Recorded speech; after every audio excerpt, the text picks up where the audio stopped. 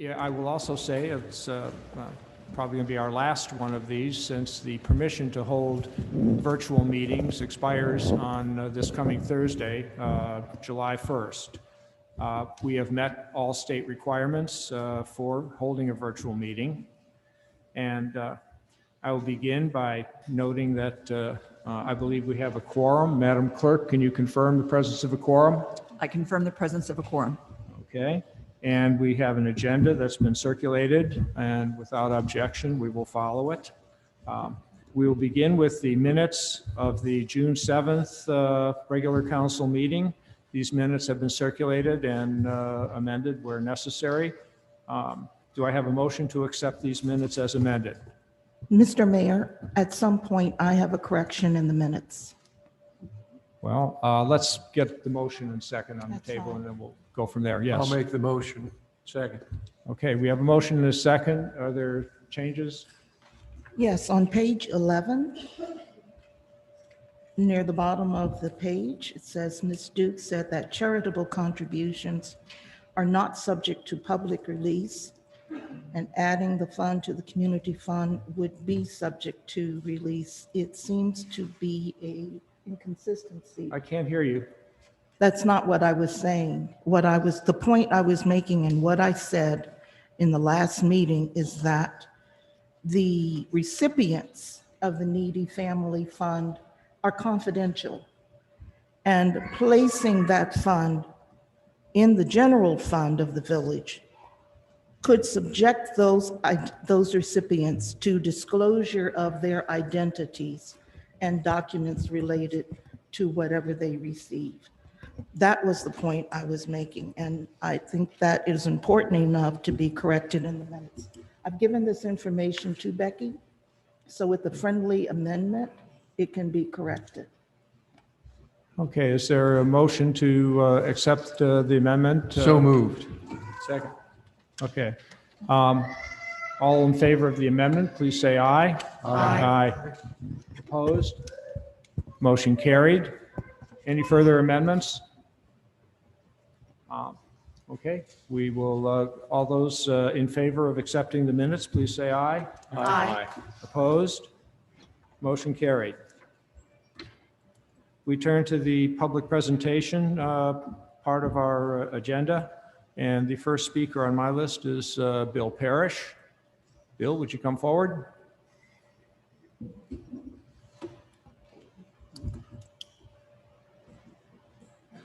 Thank you to council and to friends who came out today. Bill, can you get like- closer to the mic? Okay. I would like to, is this close enough? Can That's- everybody yeah. hear me? Am I clear? Yes. Okay, thank you. Because I am unable to speak on this subject due to advice, then I have asked Ron Vischer to make the presentation today to council. I'd like for him to use my time as well, the time that's been set aside for me to make the presentation, but Ron will be making the presentation at this time. We do not allow yielding time to somebody else. You have 5 minutes. Mr. Vischer has 5 minutes. Okay, well, in that case, I will, can I yield my time to Mr. Vischer making his presentation? Because we've done that in the past. I'm No. just. No, I don't. Okay, that's fine. So I will not be making the presentation due to being advised not to speak on the subject. Okay, Okay. okay. All right. Mr. Mayor, I'd like to ask if there is a legal reason we are not, as council, hearing from Mr. Parish. I am miffed as to why he is unable to address council directly. Can you hear me? Mr. Parish said he was advised not to. That's what I heard. And I'm also miffed as to why his time cannot be yielded to Mr. Fisher. I thought we had done that on previous occasions as well. I honestly can't remember doing it, and I do remember turning down that request on a number of occasions. So, you know, a practice that each speaker gets 5 minutes to speak. Okay. The next person on my list is Kevin Parish. Mr. Parish?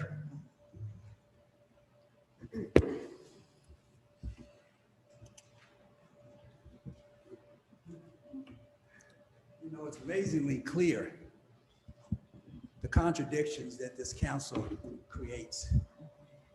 When I first started coming to council, because I had pushback on the extraordinary destructive methods that you practice in council, you changed the speaking time from 10 minutes to 5 minutes. Now you manipulate the technical information that could go to the public so that PowerPoint presentations cannot be shown to the public. You interact in editing or public records of these meetings while you destructively and constantly mess with the national historic status of this community by creating a GCIC business that has no regard for what this village is. And yet, you say this is a public meeting, which is supposed to be an interaction between the public and council, and yet you think you are the supreme ruler of this. And you wonder why this village is in such a state as it is because of your actions. Then you need drug testing to clarify that this is a community. This is not a business. And people have been here a long, long time are concerned. You see the crowd that is gathered here today, and yet every time an issue that concerns the Black community, you have no interest. Your phone is more interesting than what we have to say today. My suggestion to the community is we use our vote to remove some people that ain't doing nothing but self-serving themselves, have forgotten their moral obligation of what the office of public servitude is. The sign I have outside to address the racism issues that are in this community, you are blind to because you've been practicing them so long. And it's pitiful because as residents, we know who our neighbors are. Right now, and all the work that you've done around this village, I have on Washington Avenue, not even 75 feet from my house, a speed bump that has gone unfinished for a year and a half. And yet, this is the concern you blatantly, outwardly, and shamelessly portray to us. Well, I'm a property owner and I pay taxes. I'd like to know where my tax dollars is going. I don't want them to keep going over here where I need them over here. But you're not concerned about that. The most obvious thing is that for a Black man like myself to not be able to get public records without taking my village of Glendale to the Court of Claims to make them release them. Public records. I filed a public records claim in September of 2020, just asking for public records. I advise all the residents that in the village of Glendale, if you want clarity and transparency, to flood the administrative office in Glendale with public records requests of what is going on with our money, our finance, our annual report, these committee meetings, the decision-making, any of these things that are public records, because if you can't get public records, then what are you guys here for? You report to us. You're supposed to tell us what's going on. You don't even meet committee meetings other than the police and the fire department on a constant. And yet you're supposed to give us information and what's going on. But I'm not worried about that because you don't have any interaction with me. You always keep track of my time because what we have to say is not important. Well, these people beg to differ because that's what they're here today for. They hope that your ears are open today because they got something to say, and hopefully you might be listening. So thank you.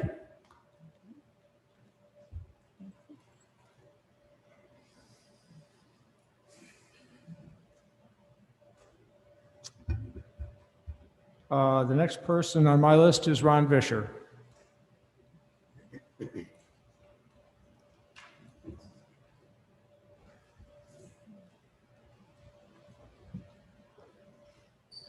Want to pass it down?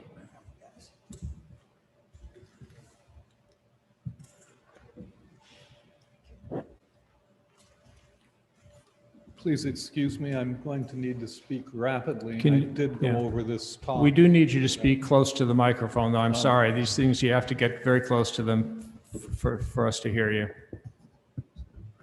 Please excuse me, I'm going to need to speak rapidly because I did go over what I wanted to say, and it does take only 5 minutes.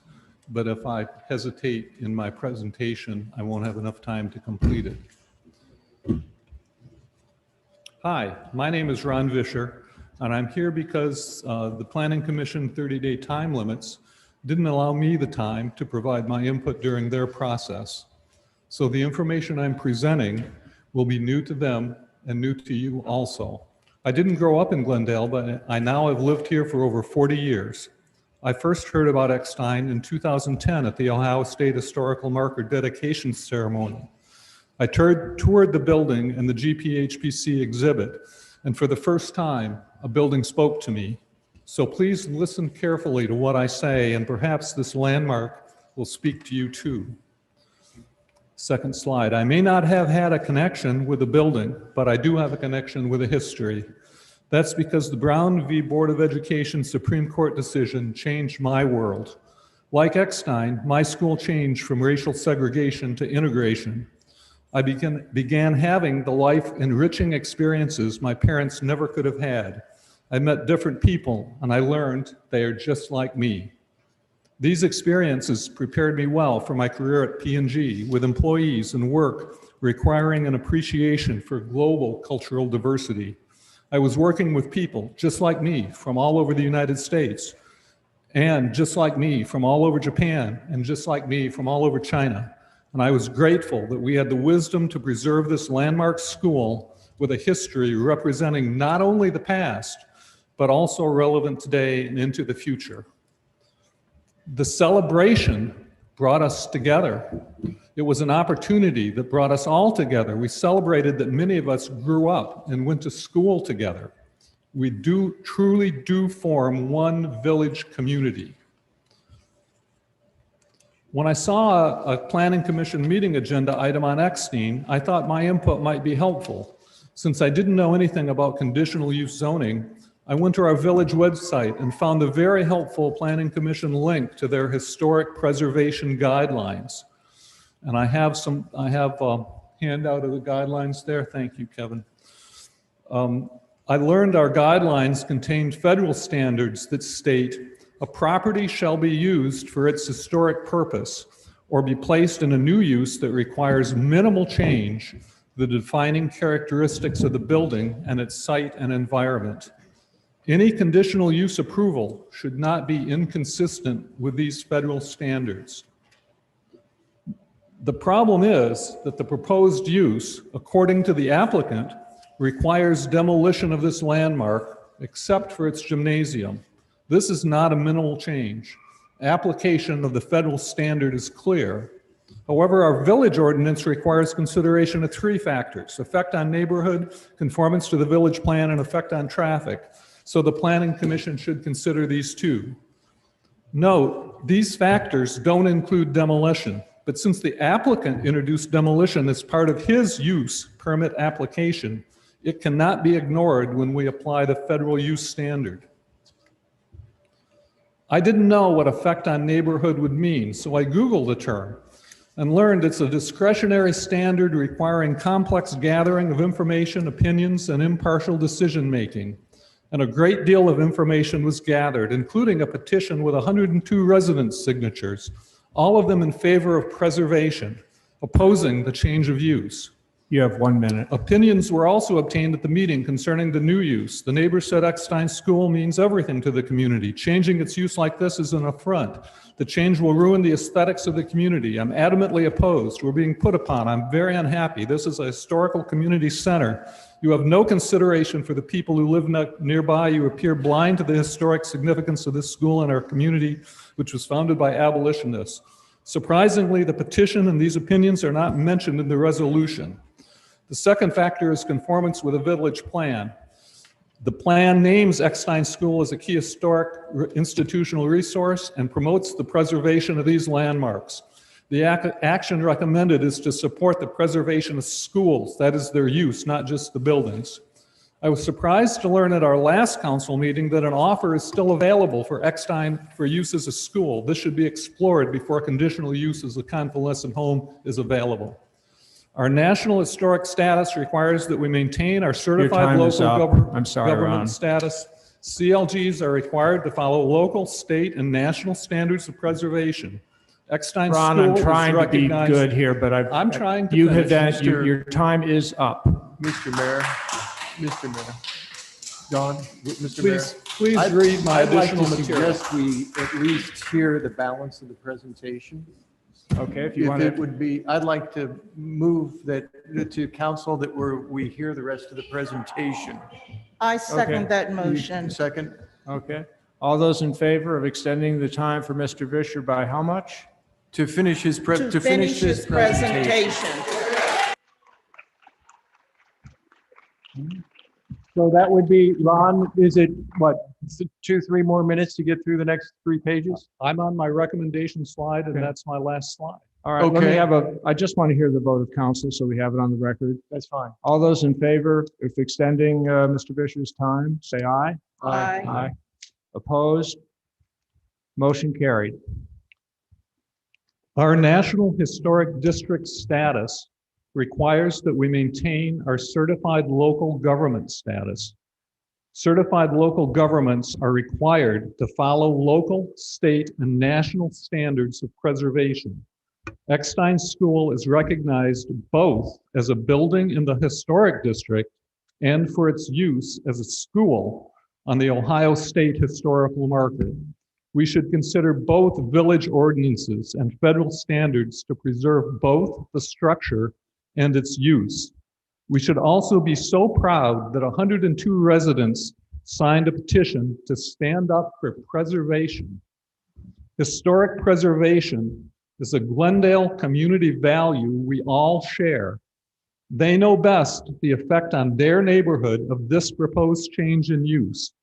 And the village plan speaks clearly that our school buildings should be preserved. Thank you for your consideration of my comments during your deliberations. Okay, thank you.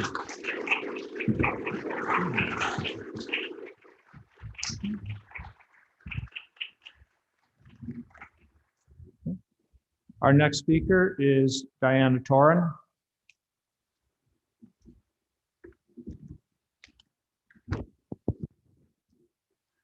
Good evening, council, neighbors, and guests. As he said, I'm Diane Toran. I live at 1125 Church Avenue, and I've lived there since 2011, right across the street from Eckstein School. When I heard the plans being considered for Eckstein School to be converted to a convalescent home, and that the most historic section, the Verdon House, built in the 1800s, was to be demolished to make room for a new section, I was heartbroken. So much so that I felt I had to do something. So I started a petition. I walked around the neighborhood and I talked to my neighbors, who a lot of them are here tonight. And when I solicited their signatures, everyone, both black and white, already knew about the plans and eagerly signed. No one refused. In fact, they thanked me for doing it. Some were angry because they had loved ones who had attended the school and resented the thought of part of it being demolished or becoming a place that served only the few. It was as if it was getting rid of their loved ones' memories. Some, like me, were in disbelief that Glendale, who has always been diligent in preserving its historical buildings and homes, would entertain such an idea.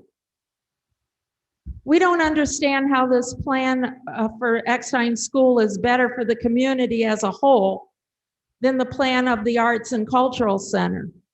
Mayor Lofty ran on the promise to support ICRC, and now this is Eckstein's fate. If there was another historical significant property in Glendale, would the village approve the same plan if over 100 of its residents petitioned to stop it? If 100 isn't enough, how many are? I am surprised that the commission did not interview any of the residents who signed the petition because it was down at the office.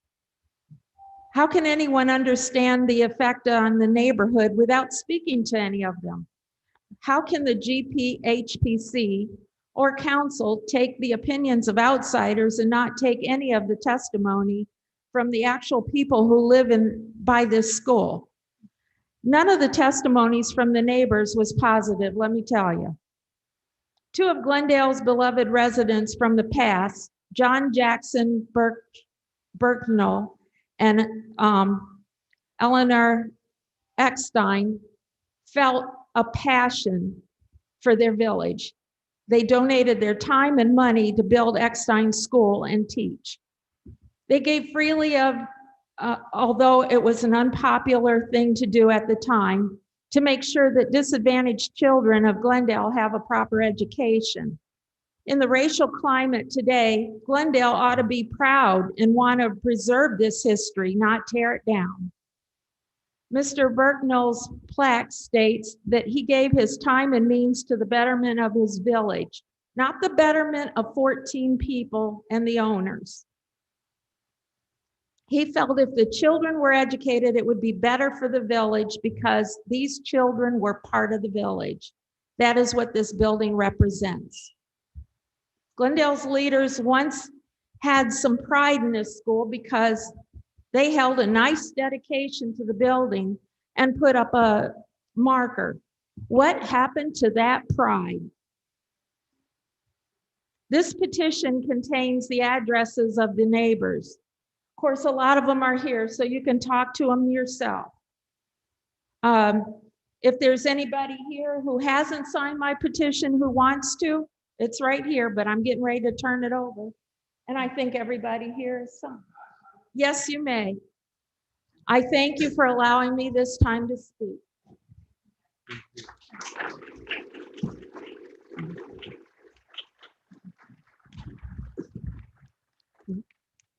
Okay. Those are the people who have told us they want to speak this evening. Does somebody else want to speak? Okay. Mr. Mayor, I have a procedural question. Yes. We have heard from 3 articulate residents all speaking in regards to the application that's being presented this evening to council in resolution 2021-001 coming from the Planning Commission. However, council has not yet been presented with that resolution, and I ask whether these comments will be carried forward into the public hearing record when council does consider that resolution. Kathy, I'm going to let you address that one. Yes, that all the commentary presented as part of the public hearing portion of the meeting is part of the record to be considered. And that raises my follow-up question, because is this the public hearing portion of the meeting? We've gone right into public comments in the traditional manner of a regular council meeting, but we have not officially started a public hearing on this resolution, and I don't want these comments to be lost. I can address. Kathy, go ahead. Within the zoning code, there specifies that there should be a public hearing held at the Planning Commission level, and it's not present as the requirement at the council level for conditional uses. So that's been put into the public input portion of the council meeting. This is a change. Nevertheless, as long as this information is considered and is not lost. Thank you. Okay. Yeah.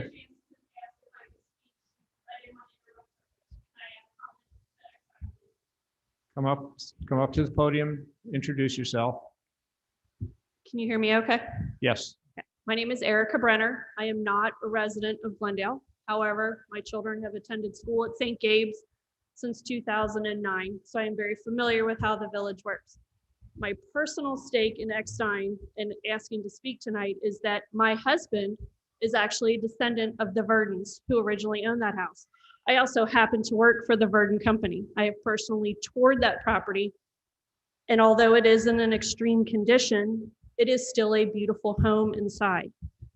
What bothers me is that knowing how Glendale works and how everything is done here, and listening to plenty of your planning commission meetings, I find it appalling that you're willing to let somebody tear this down when you spend months telling somebody how to put certain windows in their house, that they can't put up a certain fence, that they can't pour a certain driveway. But you're willing to let somebody tear down a house that has fostered 5 generations of my husband's family. His grandmother grew up across the street at 21 Washington. My husband's family, the Verden family, has been a resident of Glendale up until 2006 when the last one passed away. Yet we continue to partake in Glendale, schools, sports, and everything we can. We just don't live here. However, these residents do, and they love that building and they love the history. And for a village who touts itself on being a historically preserving place, you're going against everything that you said. You're willing to let somebody come in and tear down the best bones of that building and keep just a gymnasium, when I know for a fact you can use that building in some way. If they want to put that facility in there, those rooms can be used as offices. Those rooms are big enough for communal rooms. Those rooms are big enough for all kinds of stuff. There's plenty of space on the back to add on a new addition. There are ways to keep that house in the middle, use every piece of that property that is there and not tear it down. If they want to make it something, but do not destroy the history of what is in there. I cannot believe you guys will let that happen. It's unbelievable. It is a historic property. Every place in this village is a historic property. So is St. Gabe's. What happens when that becomes unnecessary? Do you let them tear that down? We Catholics, we keep working in 150-year-old buildings. We keep working with things until they finally fall apart. This has not fallen apart yet. There is no way that you should let them tear this down. Thank you.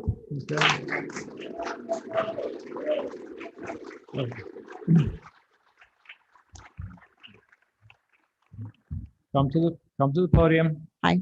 I had no intention on saying anything, but my inner self says I have to say this. My name's Kelly Bishop Fulton. I live at 217 Washington Avenue. And we have 5 children, and our children are in the district. And we are delighted to be in this village. We moved here specifically for the diversity and the appreciation of the diversity in Glendale and in the Princeton City Schools. We've had terrible experiences elsewhere with racism. We are so proud to be here, and this is quite heartbreaking to see this happening in our village. I'm not willing to look the other way. I was going to put a bid in on this when it went up for sale the first time, and my father had a stroke, so I retracted my bid. But I had a plan to turn this into a bed and breakfast with a venue and use the gym as a venue for weddings or all kinds of community events or something like that. And I had this idea that we would take each room in the bed and breakfast and make it in honor of the families that went to that school, like the Saunders families and all of the families that are still here in Glendale. Take pictures. I went down to the Heritage Museum. They have so many pictures of the families and the children who went to the school and the teachers. And it resonates with me because I'm a professor at Miami. And I think that the education component needs to be preserved. It is a school. And I know that my plan wasn't to make it a school. I didn't know how to make that work, but at least the history should be preserved and used, and people in the community should be able to use it. And I was told point blank, can't do it, zoning won't permit it. And now I stand here and think, I was told that it wasn't zoned for business. A convalescent home seems like a business. So if you're willing to make an exception for that, why not make the exception for what I proposed? Or maybe there are other better offers like this cultural arts center, I think is a fantastic idea. But why do you hit a brick wall on one and then it's open to others when it's the same kind of thing? Like, why is it yes over here and no over there? And to me, the question is really, is this about racism? Do Black lives matter? Do the lives of these people who went to this school matter? They should matter. They still matter. Thank you. Well, before we go on, I do just want to give a little background on the process that we're for considering what's going on here. Right now, as of this afternoon, the Planning Commission approved a conditional use for the building as a convalescent home. To prove a conditional use or consider it, you have to consider three different things. You consider the effect on the neighborhood, you consider traffic, and you consider whether it is consistent with the village plan. Now, let me finish. I am trying to lend some clarity to this, and I don't. Okay, let me just finish. So there is a whole other question that seems to be the one that's primarily concerning people, which is the effect on the building itself and what might happen to the building. That is a question of appropriateness, and there will be a hearing on. There will be an application for appropriateness for what changes they want to make. There will be what changes they want to make in the building, and that will be a time to consider the effect on the building itself, on its historic nature, and on whether it is appropriate for a historic building to make these changes. So it's a two-stage process. And okay, your time is up, Mr. Parish. You've already spoken. We're trying to get through this, but I was just hoping to explain that this is a two-stage process. At this stage, conditional use, we are limited in what we consider, and then it goes into an appropriateness stage. And then it goes in, and that is where the questions of effect on building and demolition and other, if they're going to add to it, that's where it takes place. That's where that's considered. So I wanted to give that perspective. I have said that, I have offered that. And okay, Bill, you'd even said you didn't want to talk. So look, I have called people up. I have been calling people up. I wanted to just make sure that people understood the process. And would you let me call them? And I will? Okay. Who else would like to speak?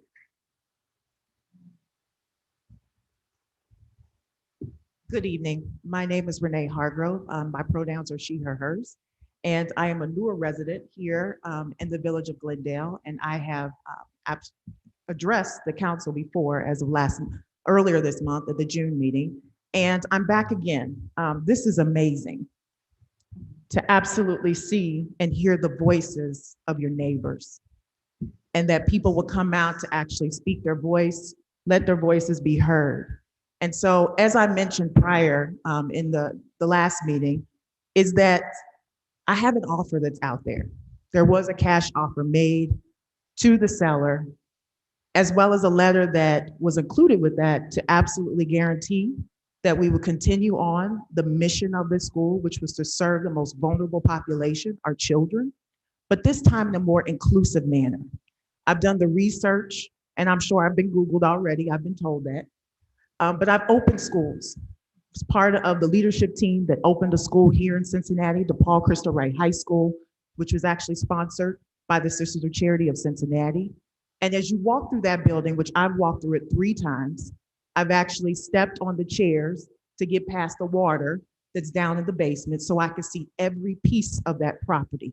It is a beautifully broken building that you can feel the spirit of the students that once walked through there, the mission that was there. and that should be resuscitated for this community. But this time, again, in a more inclusive manner that supports the young people, not of just this community, that will come from other communities, and that this village lives up to what it says it is, right? One that takes care of its neighbors, one that preserves its history. We can preserve every piece of that building. It'll look different inside. People come to school for modern technology. They come to school so their students have advances and they're part of that. But the outside of that mission revival style building is beautiful.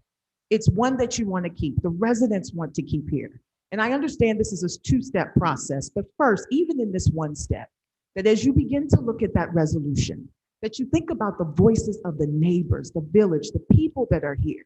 We're a village. Every person that sits up here, every voice that's out here.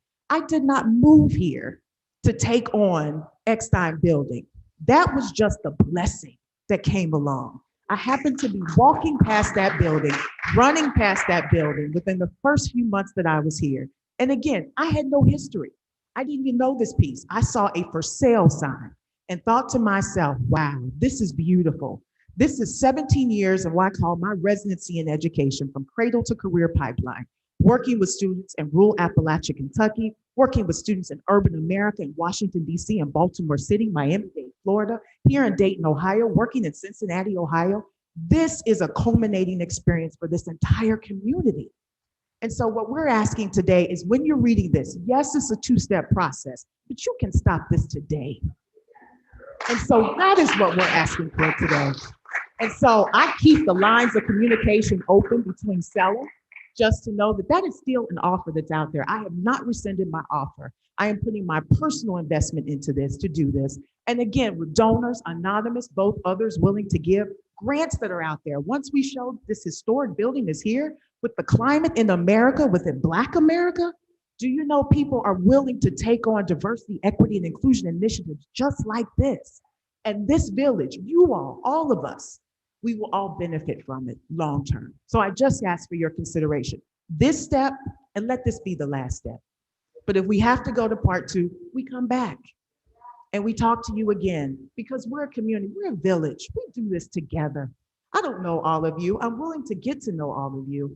But this right here, this is magnificent, that you would have a community that is willing to come together and have this type of conversation. Then we should do so. I yield my time.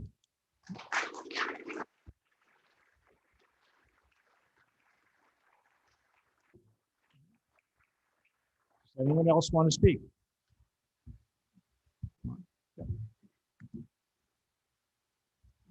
My name is Betsy Jones. I bought my house on Church 32 years ago. I don't think Church was part, I don't think that was part of the historic center back then. Something, was it? Okay, I was told it wasn't. I asked if I could raise my house and build a new one. They're like, no problem. You know, I mean, like nobody cared what happened. But my concern is the three factors that you said they considered at the committee this morning. One of them was the effect on the, say it exactly, the effect on the neighborhood, the effect on the, what was that factor? Traffic. The effect on the neighborhood, traffic, and the village plan. Those are the Okay. three factors. So I think what you see here, because I recognize all these folks, is the effect on the neighborhood is about morale in the sense of community. And I don't think that, as I said, none of those folks talked to any of these folks, the people that signed the petition, the people that live there, the people that care about what that building represents. So it's not about that you're just going to tear down this wall or that wall or leave this gym, because they told me I could like leave one wall and then it would be rehab and not demolition. I mean, people twist things so that they fit their plans. But if the people that live in that neighborhood, more than 200 feet, because you know what, across the street's a graveyard and there's only 2 houses, you got to notify those people only, like the dead people and the 2 people on either side. These are the people who care about that. And it's part of our community. It may not be part of your community, but it's part of our community. And that part of of how it affects the neighborhood was totally skipped. I mean, it's just like, those folks totally skip that. And And that's what's upsetting. So.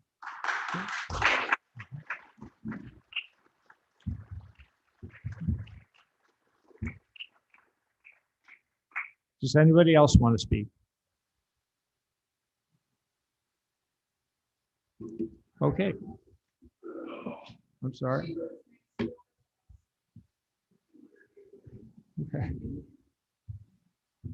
I'm Melissa Smith. I live at 50 Washington. Can everybody hear me? All right, I don't do this crap well. Anyway, If you'd get a little closer to the mic. closer. Please. Okay, better now? Yes. Melissa Smith. I live at 50 Washington. And my house is pre-Civil War. It was connected to Eckstein through many years. And from that, we do know that the history is included in that section of Glendale. It may not go to some of the modern buildings that have been built since, but definitely it's a very significant part of the village history, and it's very important to other relatives or residents of Glendale, not just those that are at today's meeting. Thank you.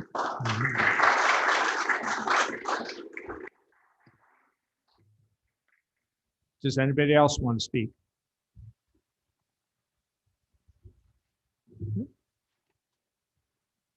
Good evening, board and guests and members and family of Glendale.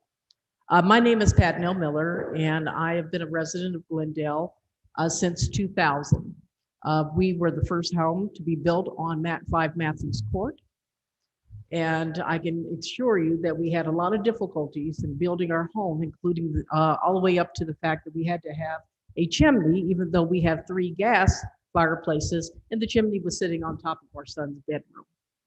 So I'm really concerned about the fact that you are thinking about having this convalescent home in the neighborhood. Now I realize I live a little bit further than 200 feet, but I have to pass that area every day, whether it's onto some duty, some meeting, or whatever else I have to do. I walk the neighborhood, I look at all the neighbors, I know a lot of them here. Those that are brand new, welcome to Glendale, I appreciate it.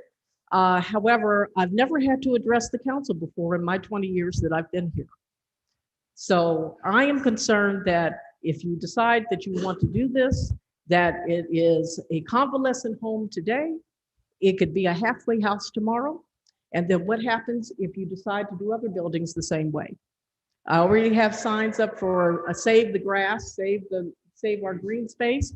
So I'm also concerned about what's going on with that as well. So in my humble opinion, this should not happen. We should look at some other alternatives. I just heard a wonderful alternative from a school that has, I believe, graduated 100% of their students since its existence in Cincinnati. And while I know that because they were in competition, because I was the HR director for Cincinnati Public Schools. So I really appreciate the educational piece of it. I think that that's a route that everyone should go. And I humbly, in my humble opinion, I want to make sure that you understand how important it is and how emotional it is. Even though I don't have the original history, I have put a lot of effort and time and love into this building. My children have attended Bethany School. And so I just want to make sure that you understand that it is not just the effect of the construction or the, what I heard the mayor was, I thought he understood from us that we are concerned about the face of the school. It is not that, it is the emotional piece of the school. And I know you can hear the emotion in my voice, and typically I'm usually not like this, but this is something that I feel is affecting me personally, my husband, and my family. So I appreciate it. Your name again, please. I'm sorry. Patricia Neal. Thank you. Thank you.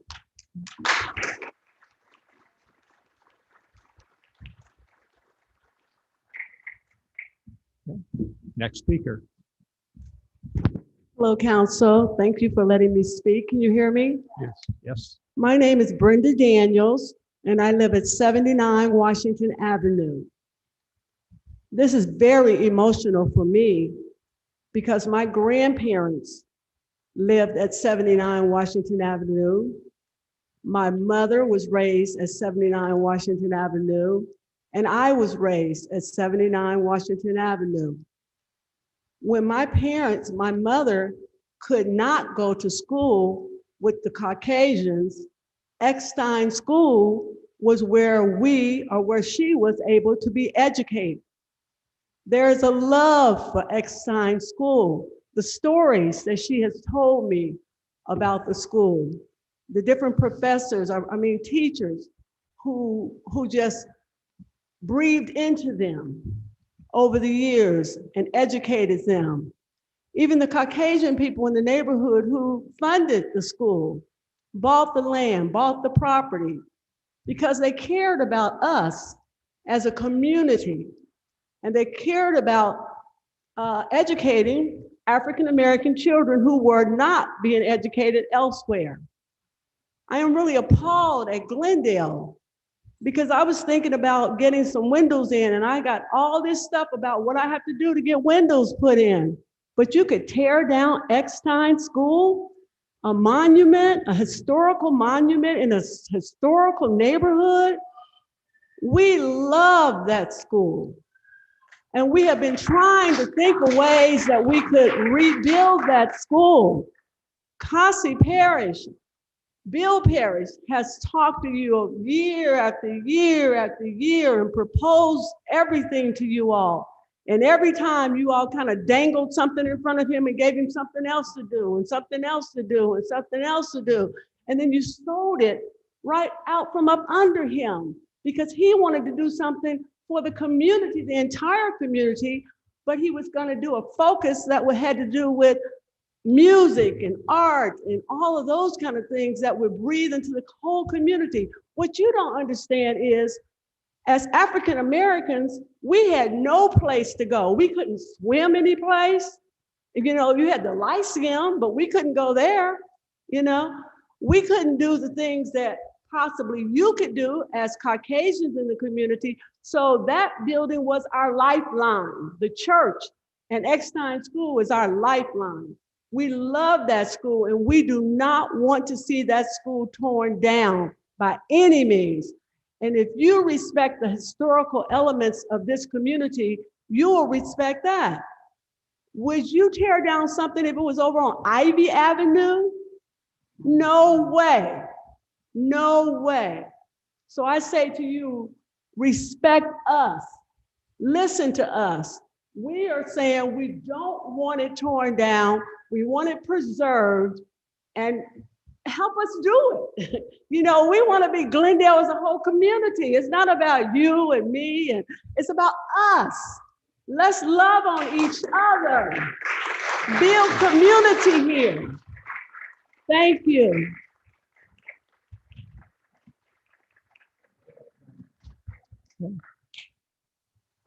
Another speaker?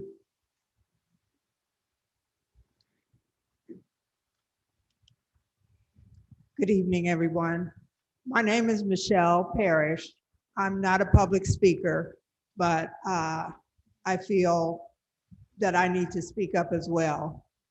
As Brenda mentioned, my parents, my grandparents, so much of my family grew up in Glendale. I grew up in Glendale. Initially on Church Street, now I live at 60 Washington Avenue. And I think that we are the ones that have the emotional piece for Eckstein because our families went to Eckstein. We know what it meant to them, and we know what it means to us. And over the years, just kind of seeing it deteriorate is heartbreaking.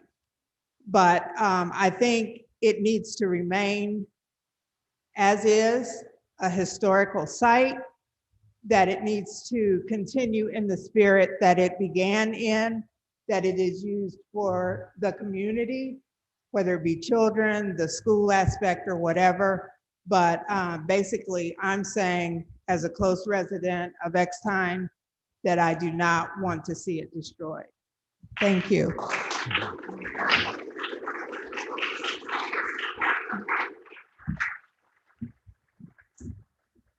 Is there another speaker? Okay, Thank you. Thank you for sharing your obvious passion and concern for this school. I can assure you that it has made an impression on everybody at this table, including me. So thank you for that. We're going to continue with the agenda now. And we're going to begin with ordinance 2125. An ordinance authorizing the creation of the Glendale Family Fund Department as part of the community fund and increasing estimated revenues and appropriations for 2021. And this is an ordinance. This is the second reading of this ordinance. It was introduced at the last meeting on June 7th. And there were some concerns that were raised about it, in particular, two questions. Number one, okay, the village is going to take on the financial management of the Glendale programs for back to school. Excuse me, Mr. Mayor. What? May I interrupt? Could we take a 5-minute break? Yeah. And let everybody Okay, clear we out? have a request for a 5-minute break. Yes.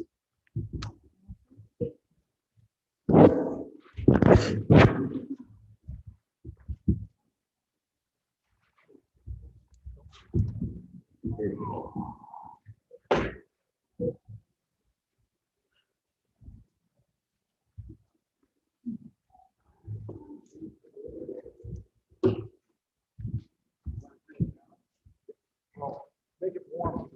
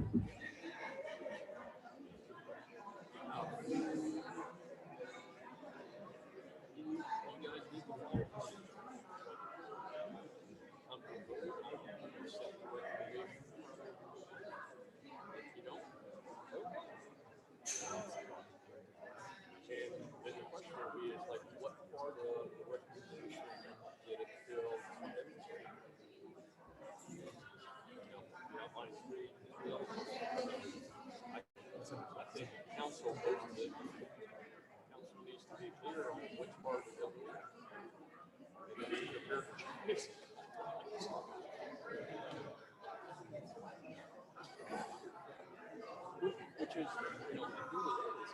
If guidelines need to change, but today, we need to administer based on the ordinance and the guidelines provided. So keep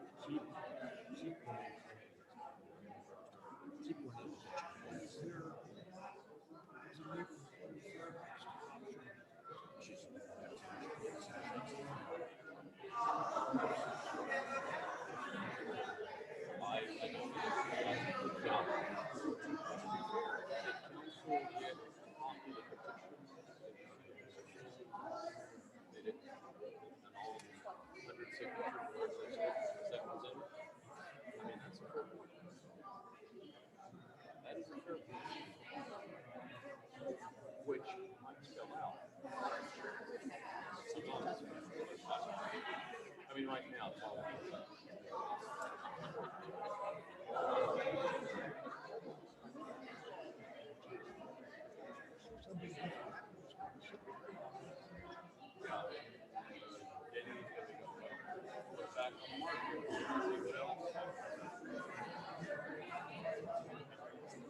I mean, my sole interest is money into the village.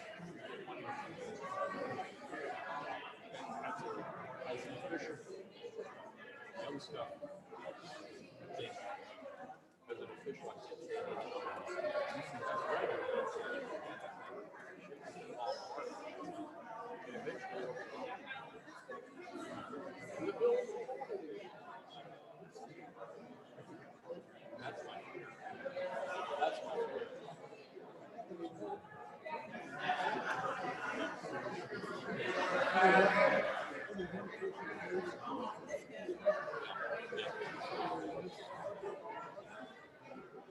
Okay, 5 minutes are up. Let's proceed with our agenda. Hey, haven't seen you forever. Everybody be seated, please.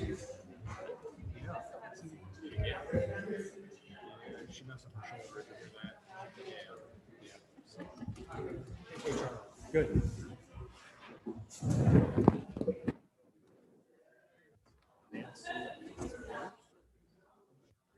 Okay, this meeting come to order. Will everyone please be quiet. We are starting with ordinance 2021-25, an ordinance authorizing the creation of the Glendale Family Fund Department as part of the Community Fund and increasing estimated revenues and appropriations for 2021. This ordinance has been was first read on June 7th at our last meeting. There's been a motion and second for it.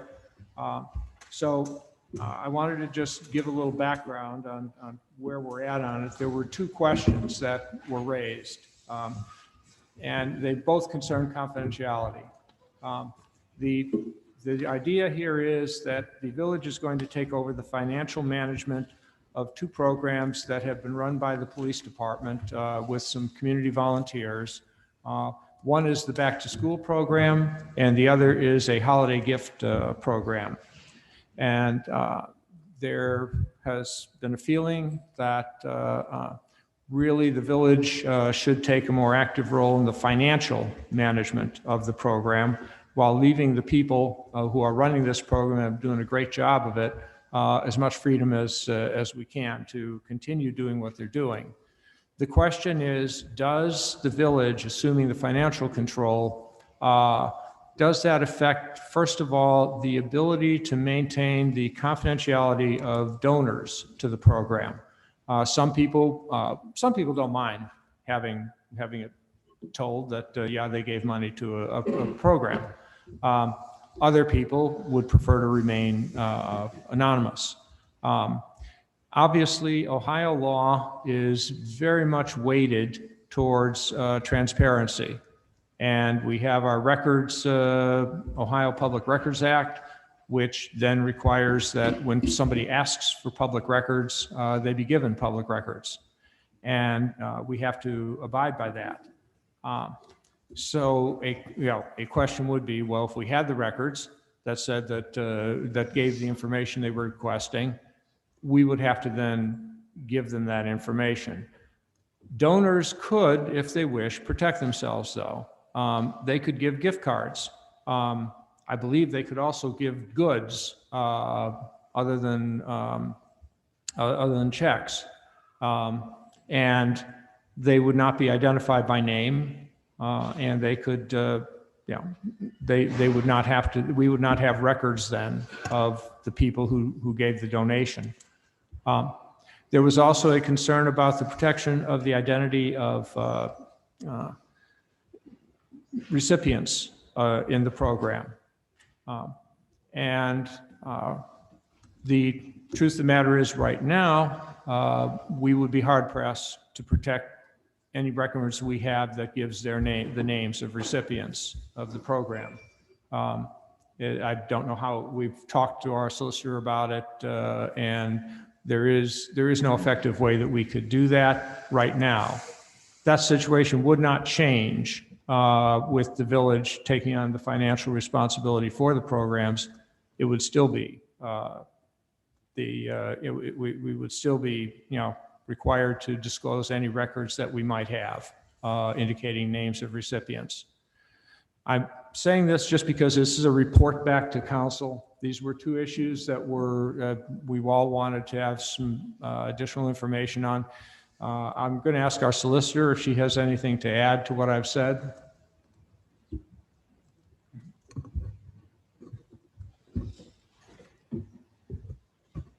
With reviewing this, again, they're kind of two separately functioning issues.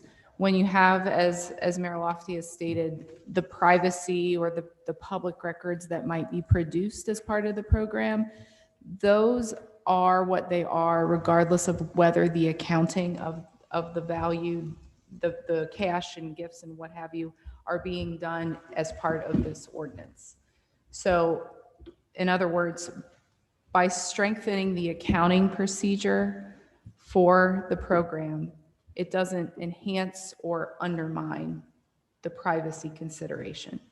We can certainly work on the privacy issue, particularly with respect to the recipients. There's probably a good way to devise where the chain of custody, if you will, of funds can show that maybe a receipt was produced from a certain store, and the person that's administering the program can collect those sorts of documents without giving away the name of the recipient.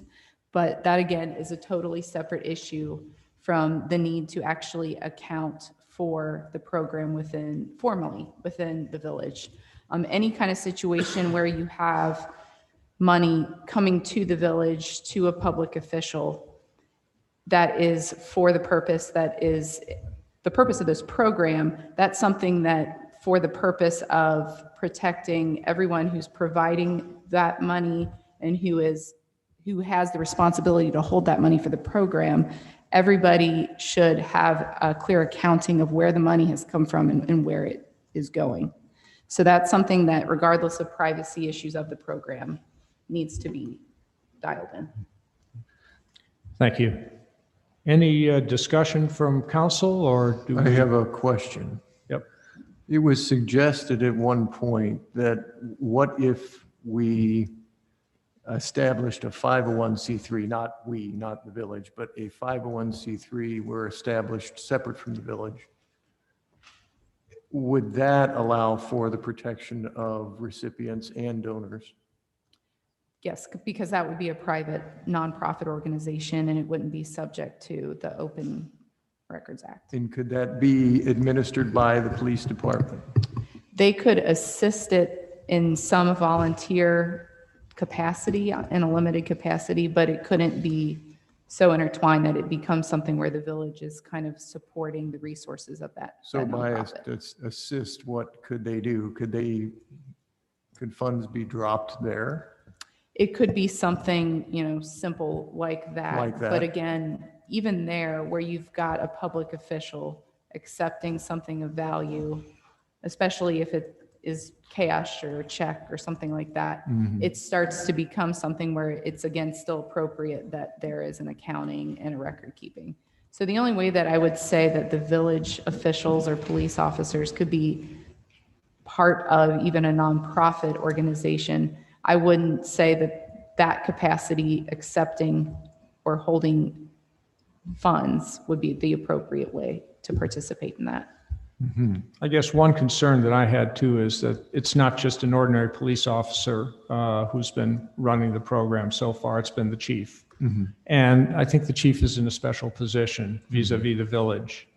If he is in an organization that's receiving money for the benefit of the village, I think it puts an added likelihood, if you will, that would be considered village money, or that the village would have enough ownership of it that records that the chief has would have to be disclosed. Kathy, given our concern about the confidentiality of recipients and donors, what's the answer? What's the best approach? Excuse me, I have a question and I've been trying to get recognized. With a 501c, wouldn't the whomever is administering that be required to file the IRS 990 form?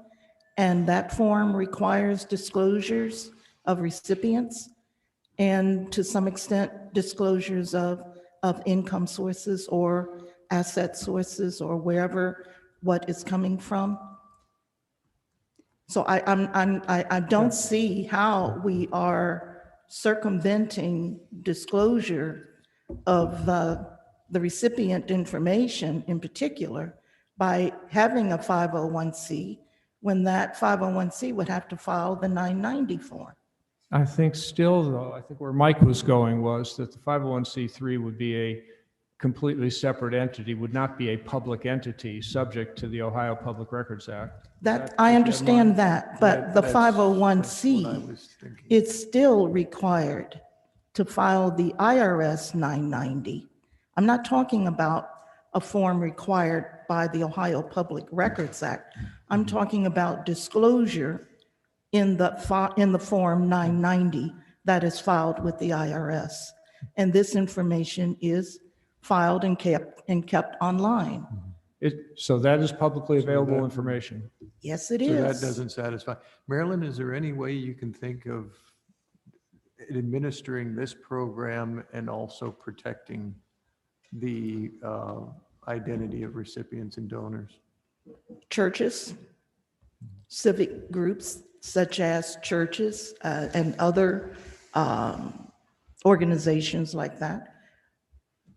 I'm aware of at least one church, the church I attend, which collects contributions and donations and school supplies, etc., for needy families and students in this area, and collect quite a bit.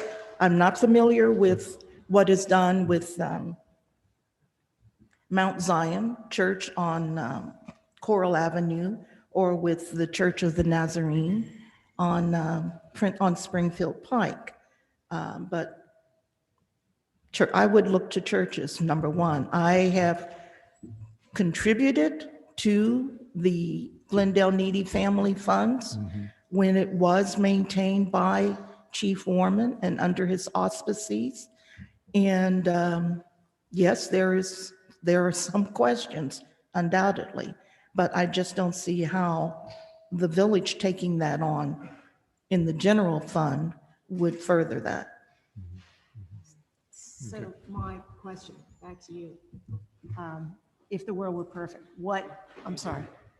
So knowing what our concerns are, what would you recommend with having this fund within the village? If this fund is in the village, no doubt there should be a formal method to account for where those funds are going, where they sat for a time before they went on to the recipients. And disclosure. Yes. Okay. But the recipient issue is in conflict with the Public Records Act. It's something that we could try to manage it, but unless it's a completely private nonprofit organization handling the funds, processing everything from beginning to end, you're going to run into the potential for that transparency to give rise to recipients being exposed. Thank you. I think we're really facing a kind of difficult trade-off here. We've always liked having this program run by our police department because it was really a great outreach program for the police, into the entire community in a very positive, non-threatening way.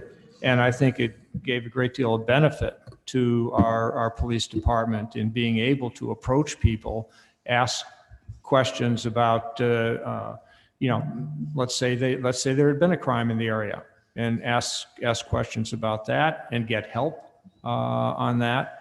And that was one of the great benefits of the program in my mind. But at the same time, it made me uncomfortable that we didn't have within the village records really things that would satisfy our auditors or anyone else asking questions about where the money came from and where it went. So it is a trade-off there. We could obviously just drop the program and in a very careful way hand it off to another organization if we found another organization willing to do it. But then we would lose that benefit for the village. Could we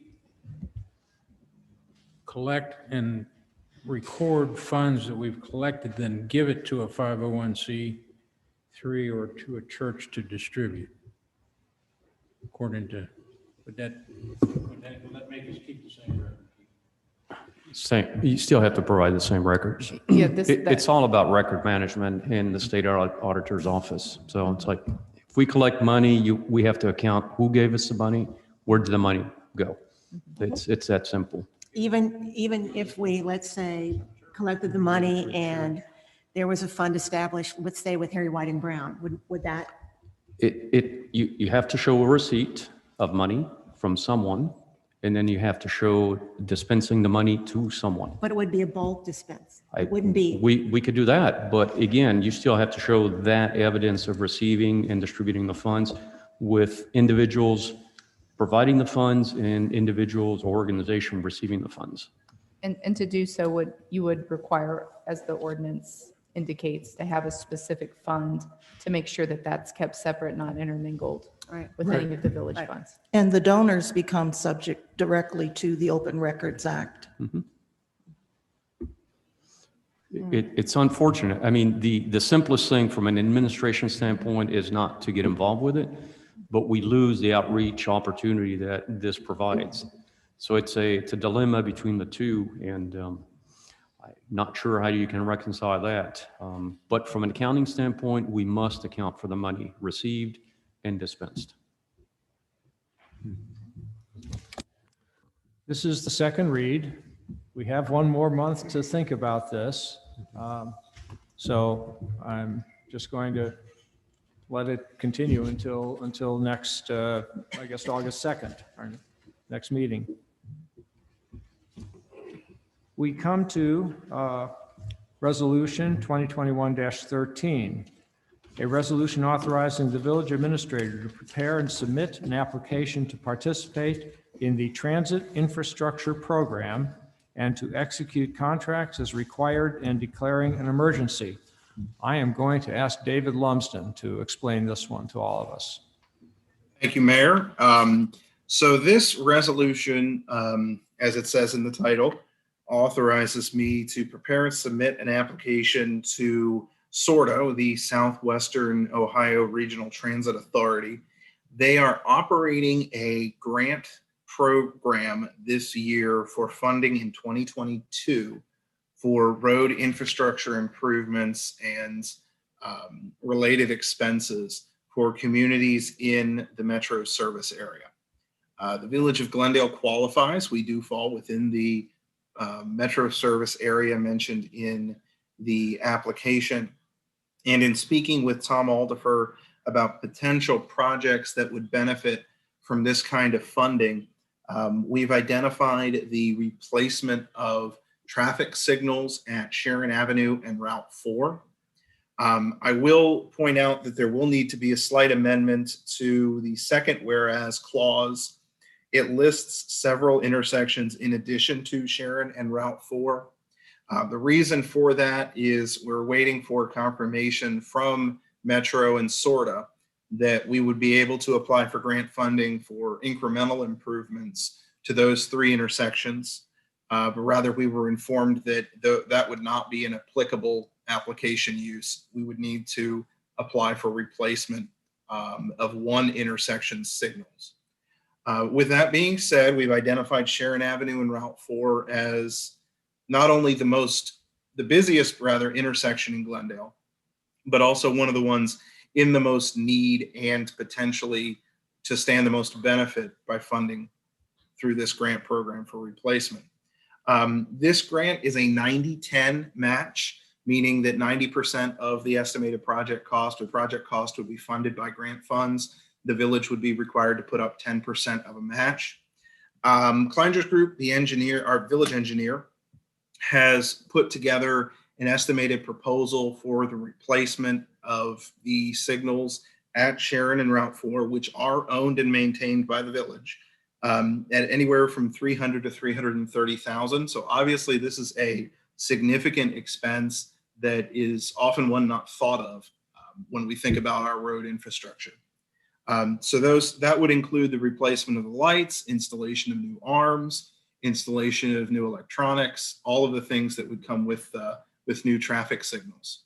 Right now, the existing signals are limping along, was the phrasing that Tom used to describe it to me. We have a variety of equipment that LX, our usual contractor for this kind of work, has put in to get these lights to continue to work, but they are coming up very quickly in need of replacement. So this application requires this resolution to be passed by council if we want to pursue. As I said, it's a 90-10 match, meaning with $300,000 to $330,000 total project cost. The village's portion would be $300,000 to $33,000. I would recall to council the savings realized on the Sharon Avenue paving project as an opportunity to complete this work as well this year, or next year rather. And more final discussions can be had about finance and accounting when we do have more confirmation on the receipt of this grant. So if I have any other questions, I'd be happy to answer them. But that is the long version of what this resolution empowers me to do on behalf of the village. Thank you.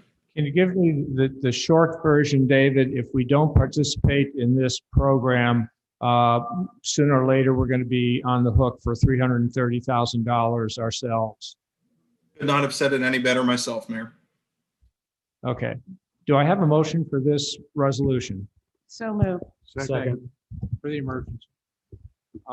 There will be a friendly amendment now offered.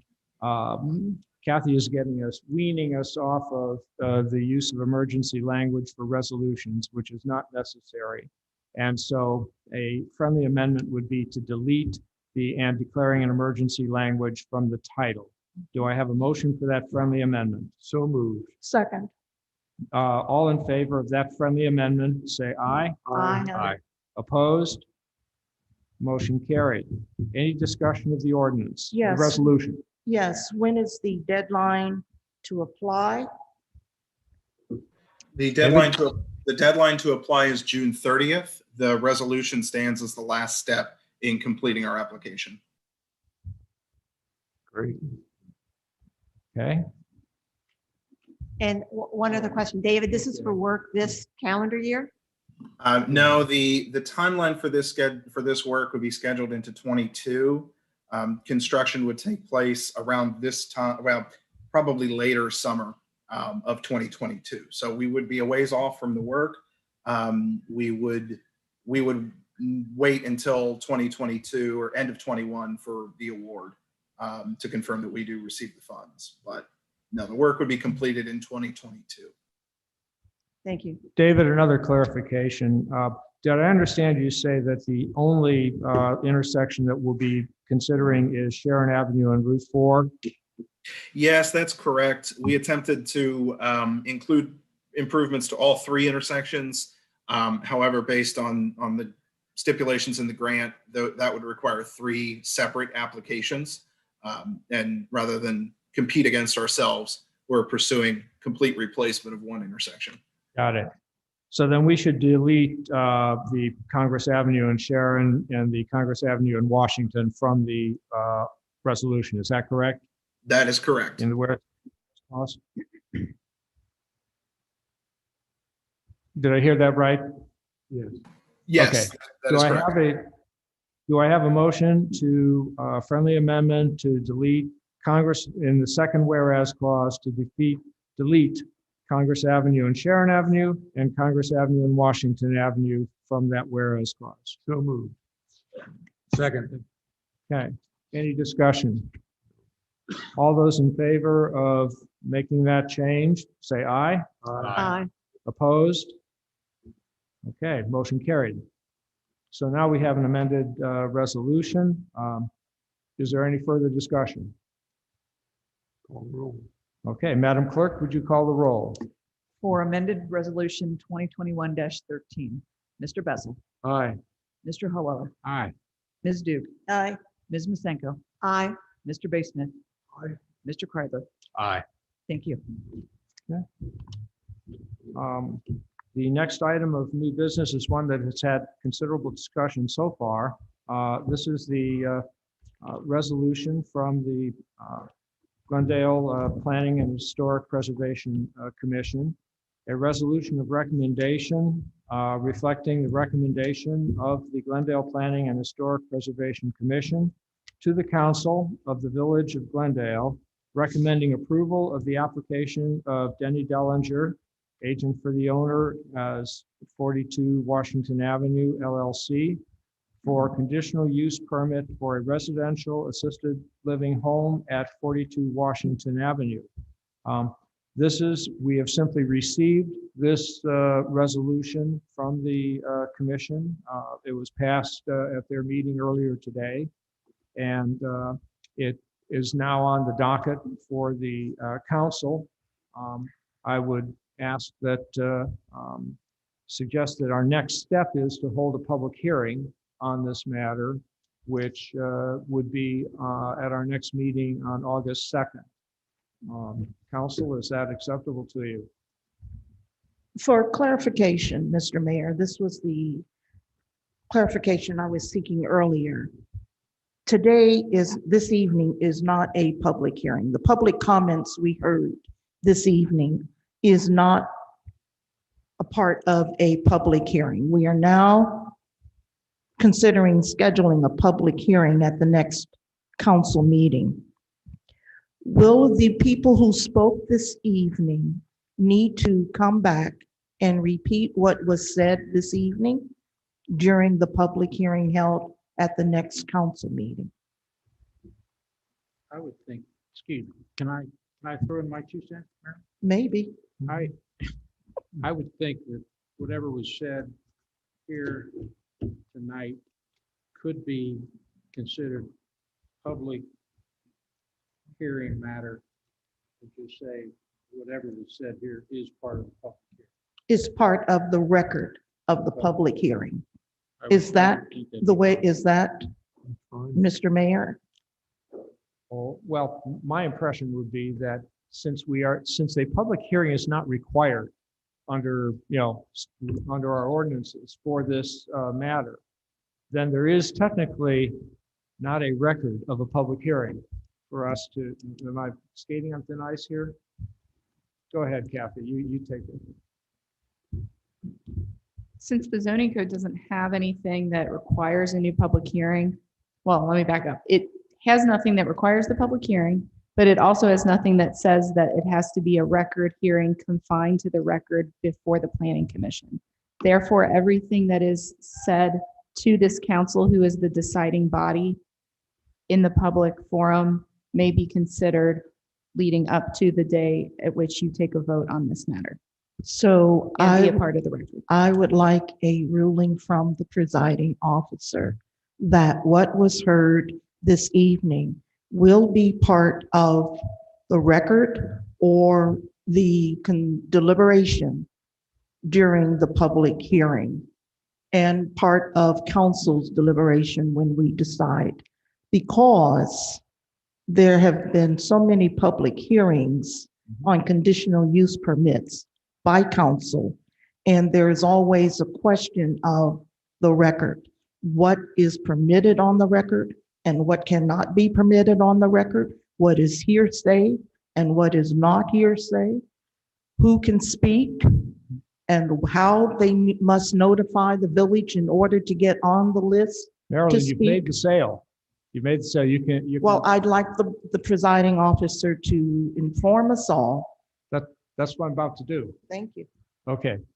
Yes. What has been said this evening, unless my solicitor stops me immediately, is something that can be considered by the council in making its decision on the conditional use application, which is to say the recommendation of the planning commission to approve the conditional use application, which is really what's going to be before us. So yes, people need not come in and repeat themselves, because council could not only consider it, but they could say if in their decision, if they thought it was very important, that on June 28th, so-and-so said this, and that was one of the reasons why council made the decision it made.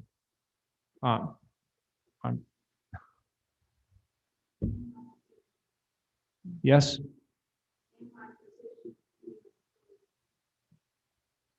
Petition, and your petition, yes, yes. Okay, I'm sorry. Yeah. So these are things that can be considered because, this is really council taking in information about on the subject. So with that, what? We'll see. Well, she raises a good question, and I'm hearing the presiding officer say that council shall consider. Now, how much weight is given to what was said this evening by any individual council member is up to that council member, but council shall consider what we have heard this evening. Does that go to your remark? Thank you. Okay.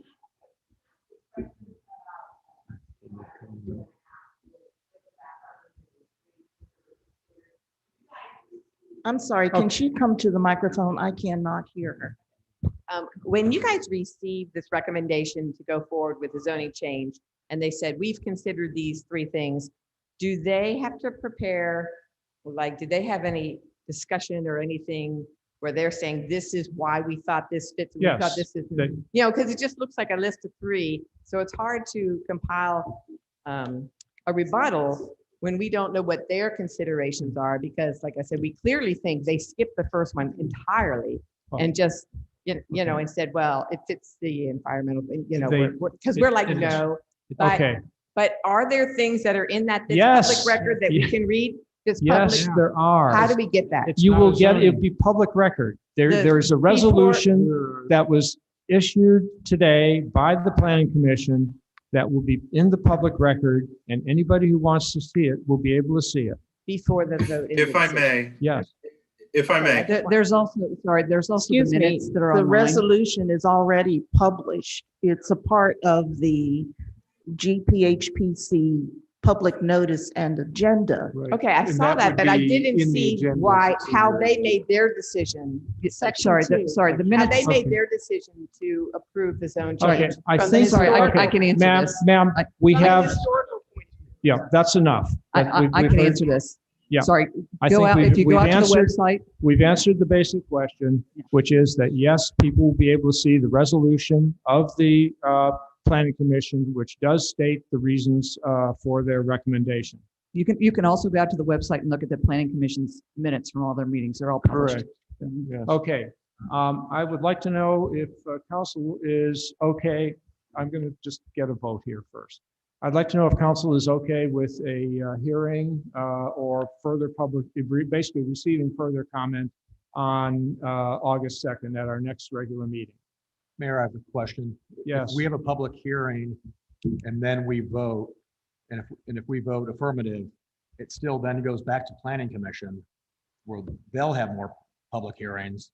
Then if, however it gets through planning commission, if it comes back to council, then we again would have public hearings. Well, if we vote in the affirmative on their recommendation, then the conditional use is approved, but they still have to go through an appropriateness hearing and process where the actual actions of the demolition of the building and whatever exterior changes they're going to make will be at issue.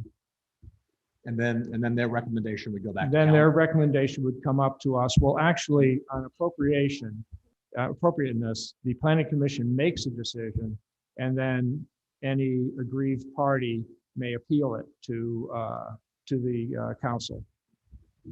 Thanks. Okay.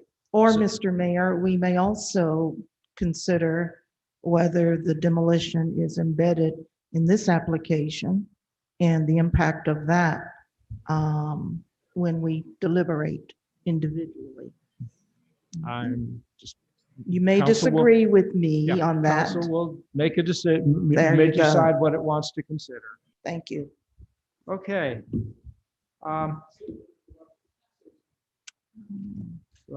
Why not? It just amazes me.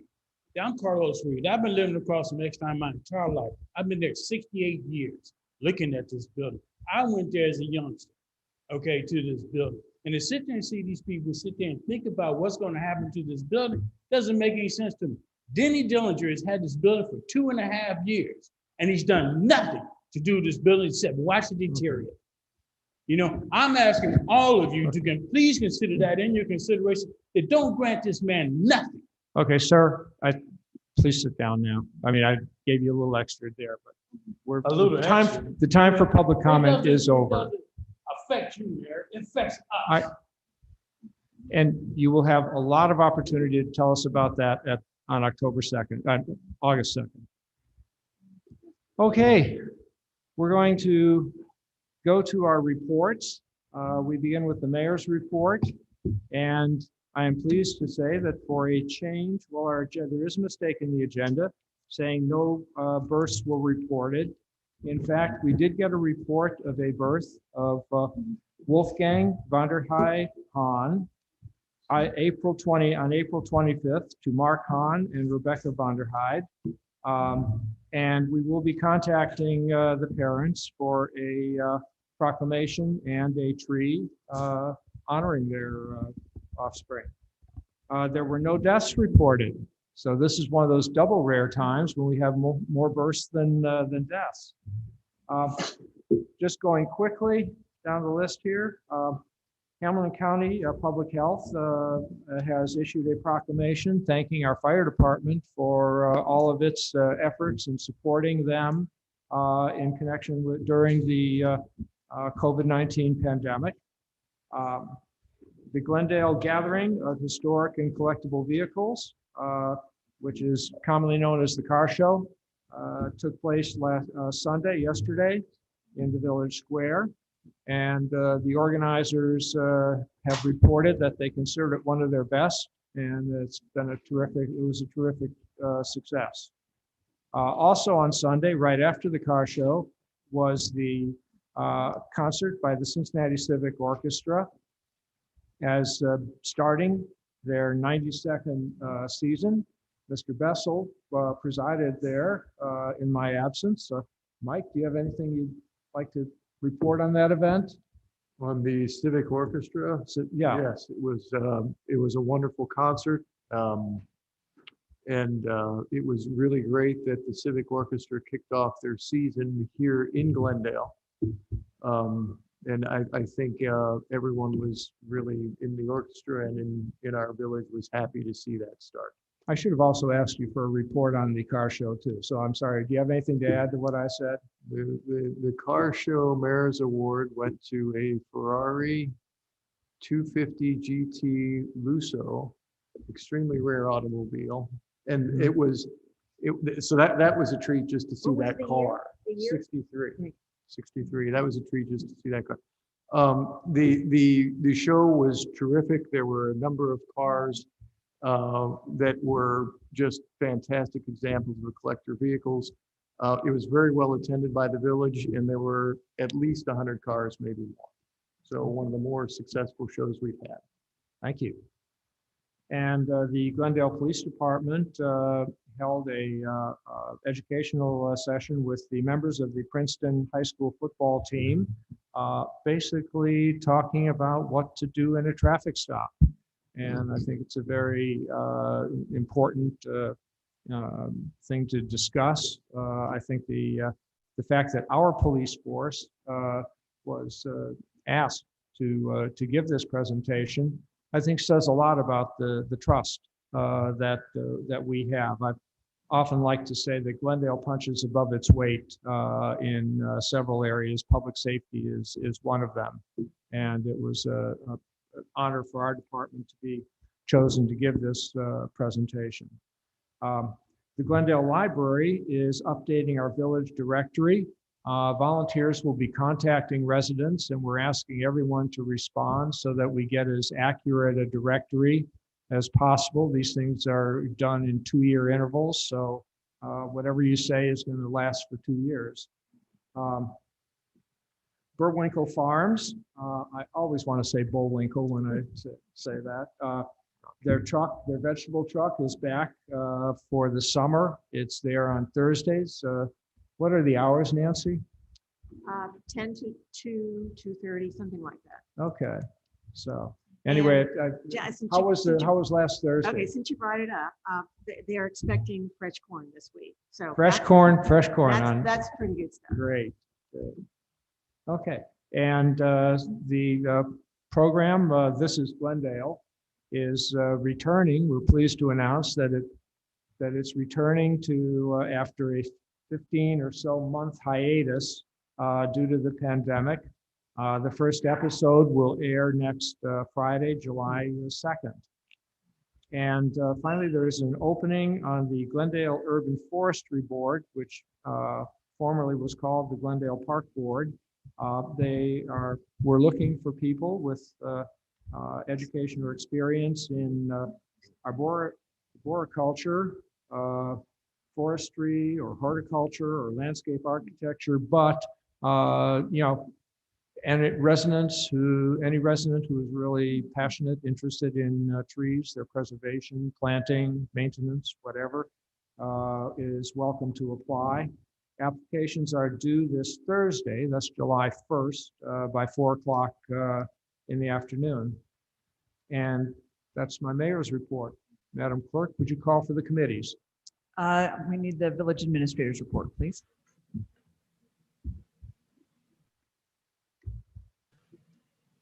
Mr. Lumsden? Oh, thank you. You're welcome. Sorry, I lost my train of thought there. My report tonight's very brief, very simple, although I'm always open to questions. 2 updates on projects ongoing right now in the village.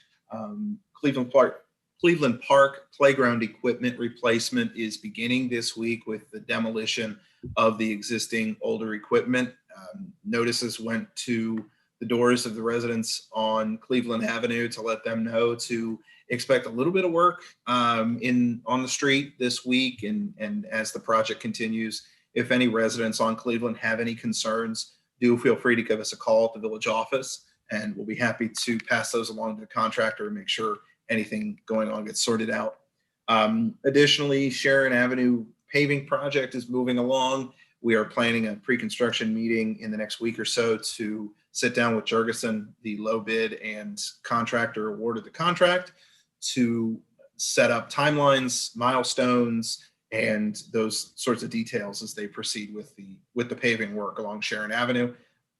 Deadline for that is still August, so we're hopeful that that project will be done pretty much before we know it. So good news there. If there are any questions, I'd be happy to take them. Otherwise, thank you, Mayor, and thank you, Becky. Thank you. Thank you, David. Thank you. Finance Committee, please. The Finance Committee did not meet in June. I would like to set a meeting for July. And while I have everyone here, that's usually the easiest way to do it. Looking at the week of the 19th of July, and I would have available the 21st and 23rd that week. David, if we tried for the 19th, would the books be closed on June yet? Probably, but if we ended up later in the week, what's that? I'll take probably.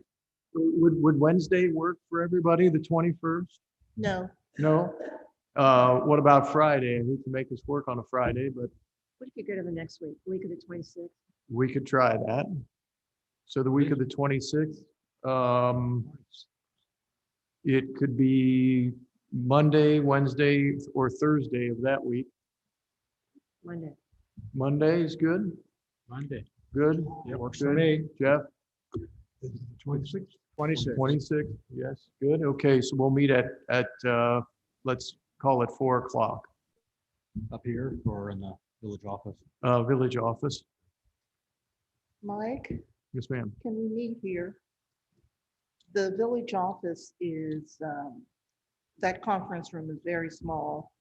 and Okay. We have at least 10 people. Well, we could meet here or upstairs in the village offices. Here but is airy, it has more air. Has more air.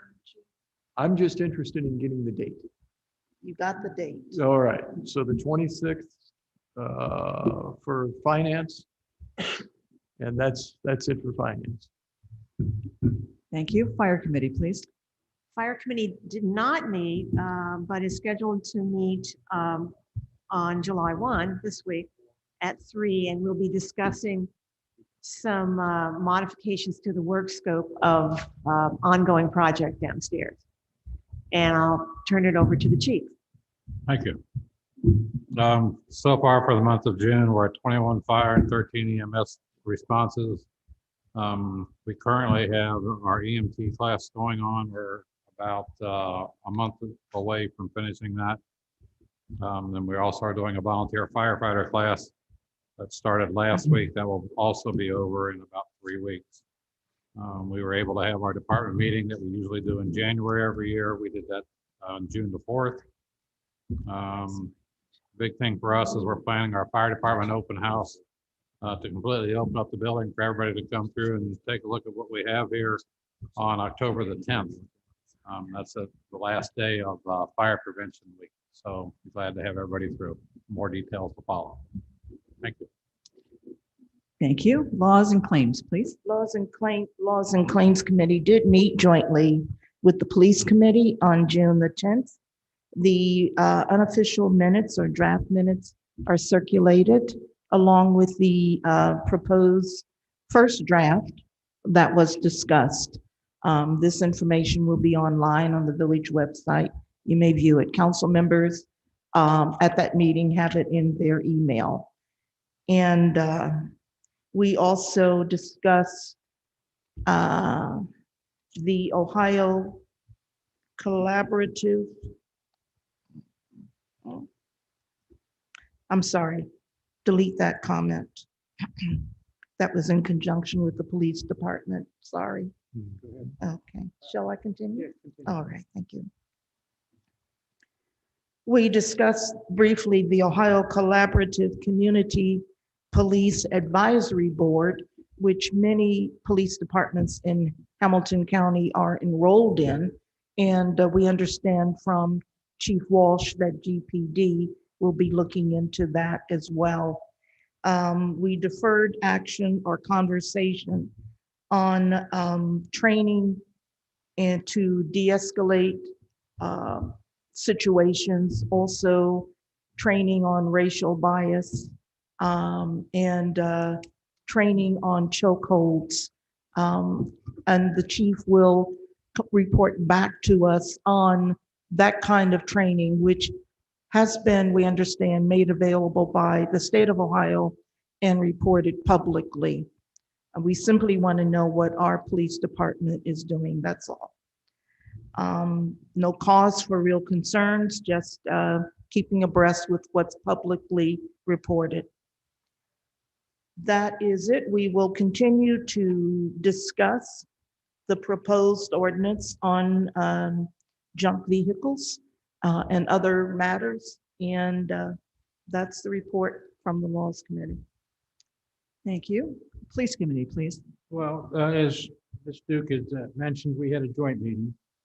And I want to bring everybody up to speed. We were invited by the chief to go out to Hamilton County Range for them to, and they had a seminar on just what we were talking about on restraints, on how to approach someone in a safe and manner that would get no one hurt, the perpetrator or the police officer.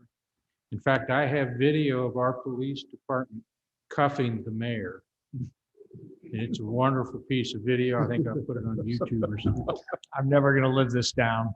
But we were involved in the newest and the latest and greatest training tactics run by one of our officers, Hillman, and everybody participated, and it was a very good lesson to have watched. I'm sure we will have video sometime. Other than that, the police committee has no work before it, so I'm going to turn this over to Chief. Is on vacation, so Sergeant. Right, the chief is celebrating his 30th wedding anniversary with his wife down in Florida. So I'm sitting in tonight. I'm Lieutenant Keys for you all that don't know me. Again, as the mayor pointed out, we did partner with the Princeton High School football team and did a traffic stop safety program with them, taught them, explained to them what goes on during a traffic stop, how to act during a traffic stop, and what to expect during a traffic stop. We were requested, I believe by the mayor, to fly our drone for the car show. So we do have aerial photos of the car show, which I'll be posting up on some of the Glendale pages Wednesday when I return to work. And in regards to Ms. Duke's comment on de-escalation, all of our full-timers and I believe all of our part-time officers have attended 48 hours so far of de-escalation training provided by Scarlet Oaks in the state of Ohio. And I just want to thank the mayor and the member of councils that did come out and participate in our training at the range to see what we do and how we do it. And when a new policy comes out or a new rule from the state of Ohio, how we implement them all together. And that's all I have. Thank you. Public Buildings and Historic Preservation, please. Public Buildings meets this Thursday, the July 1st at 3 o'clock in the downstairs, right in the fire committee room. And we're going to talk about improvements and the recent upgrades and remodels. And that is, it'll be an agenda out in a couple days. That's it. Thank you. Recreation and Playground, please. The recreations and playgrounds did meet and As David, the administrator, explained, the playground equipment is in fact in the warehouse, and you'll start or have started progress with Cleveland Park, and that will be a very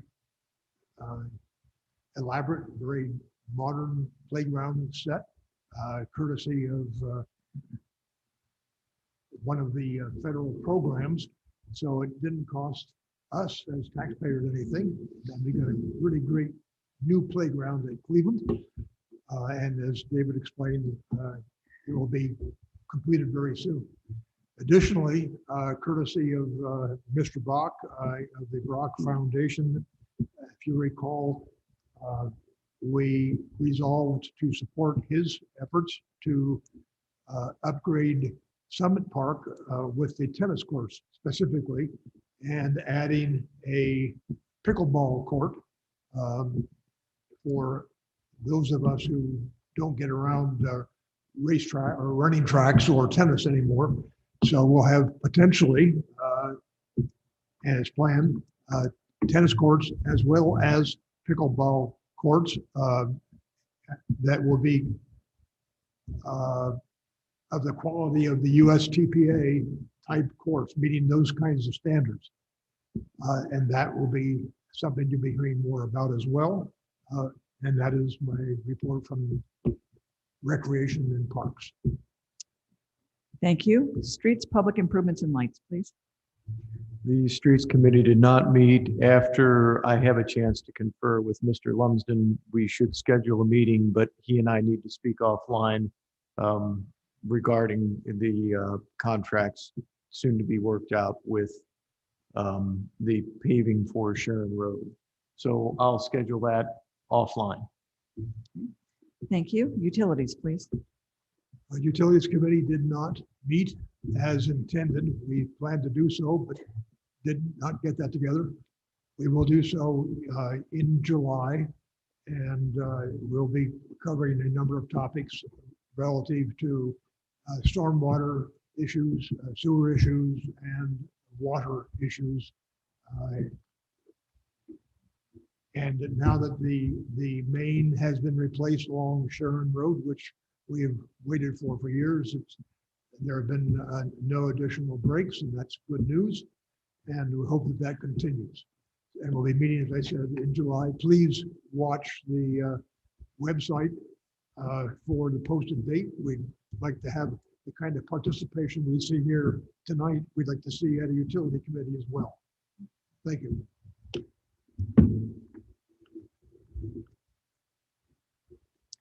Thank you. We turn to reports from the Clerk and Treasurer. Madam Clerk, do you have a report? I have no report. Okay. Mr. Treasurer, do you have a report? Not yet. Once the in-a-month financial statements come out, I'll issue an update on our investment summary, and I'll send that to council. Thank you. I Mr. should note Mayor, I have a question regarding money placed into the general fund, into the community fund for, this is Glendale.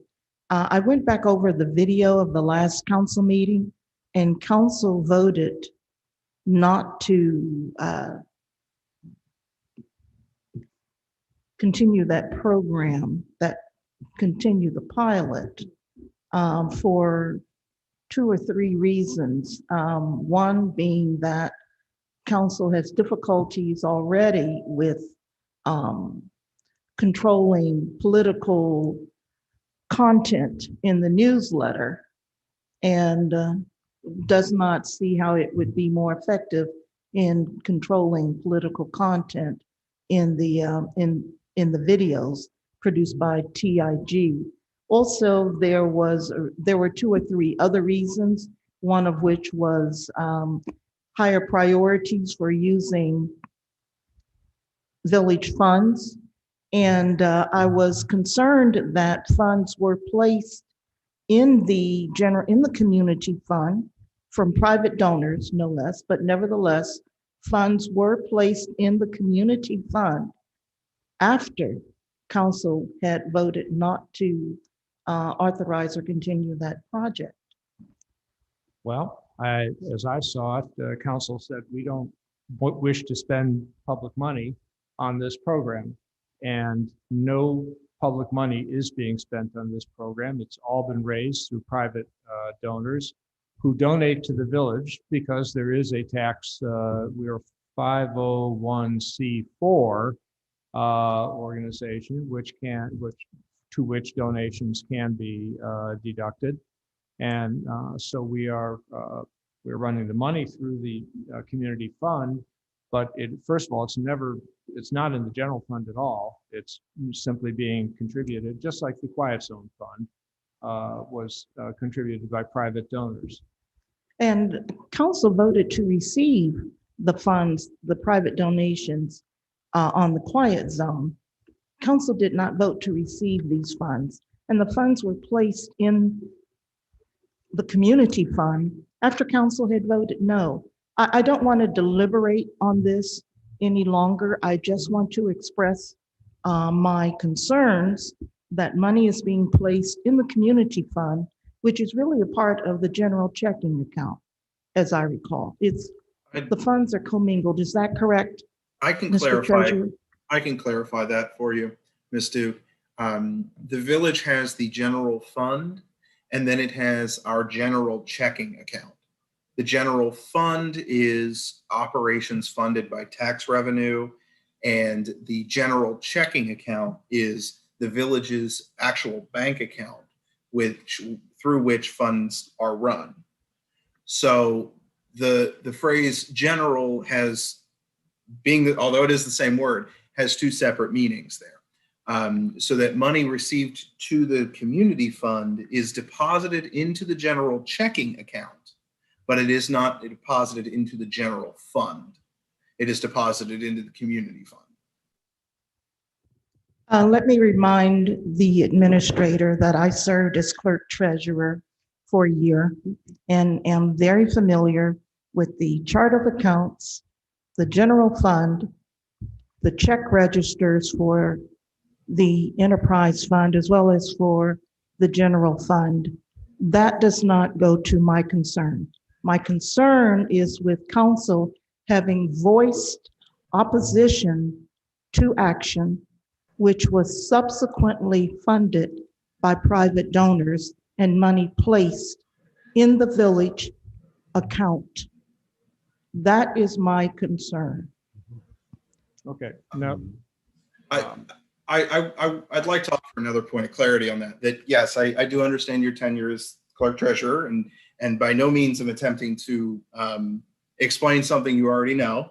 However, the village does not have another account in which to deposit community fund donations. Mr. Mayor, do you understand what I'm saying? The appropriateness of the action I do. is the question. Thank you. Your position has been noted. Thank you. Okay.